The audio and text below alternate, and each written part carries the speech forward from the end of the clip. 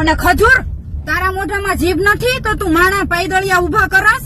તું બોલ ને, કીર્તિ તને લલકારે છે તો તારે જવાબ દેવો જોઈએ. કીર્તિ પટેલ. નમસ્કાર મિત્રો, નવા વિડીયોમાં તમારું હાર્દિક સ્વાગત છે. તો મિત્રો, હાલમાં સોશિયલ મીડિયા પર એક નવો વિડીયો વાયરલ થઈ રહ્યો છે મિત્રો, જે તમે આગળ વિડીયોમાં જોયું મિત્રો. અને મિત્રો, રોયલ રાજા અને કીર્તિબેન પટેલ વચ્ચે વિવાદ ચાલતો હતો અને મિત્રો તે વિવાદમાં શ્વેતા જૈનની એન્ટ્રી થઈ ગઈ છે મિત્રો, જે તમે આગળ વિડીયોમાં જોયું.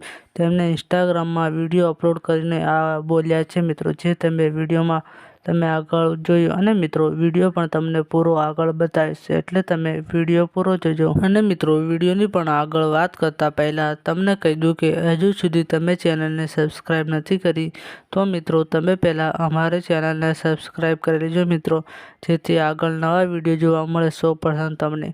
અને આ વિડીયો પસંદ આવે તો વિડીયોને લાઈક કરવાનું ભૂલતા નહીં, અને આ વિડીયોને પણ જેટલો બને એટલો આગળ શેર કરી દેજો મિત્રો. અને મિત્રો, શ્વેતા જૈન એવું બોલી રહી છે કે રોયલ રાજાને કે તું કીર્તિબેન પટેલને ખુલ્લેઆમ ખરાબ બોલે છે, એવું શ્વેતા જૈન કહે છે મિત્રો, જે તમને વિડીયો પણ આગળ બતાવીશ મિત્રો.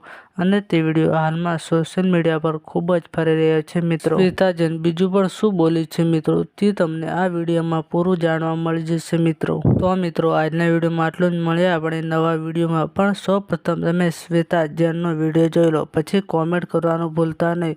અને તમારે આના વિશે શું કહેવું છે કોમેન્ટ કરીને જરૂર જણાવજો. તો મિત્રો, મળીએ આપણે નવા વિડીયોમાં. પણ હજુ સુધી તમે ચેનલને સબસ્ક્રાઈબ નથી કરી તો મિત્રો તમે પહેલા ચેનલને સબસ્ક્રાઈબ કરી લેજો મિત્રો, જેથી આગળ નવા વિડીયો જોવા મળી જાય. તો મિત્રો, સૌપ્રથમ તમે આ શ્વેતા જૈનનો વિડીયો જોઈ લો. આ રોયલ રાજાને ભલે ગમે ને માર્યો, તેને પોલીસે પૂછ્યું ત્યારે એમ કેતો હતો કે ખજૂરવાળી મેટર હતી ને એટલે એને મને માર્યું ને આમ થયું ને. ભાઈ, તે પોલીસને એ તો ન કીધું કે હું કીર્તિ પટેલને કેટલી બેફામ ગાળું દેતો હતો.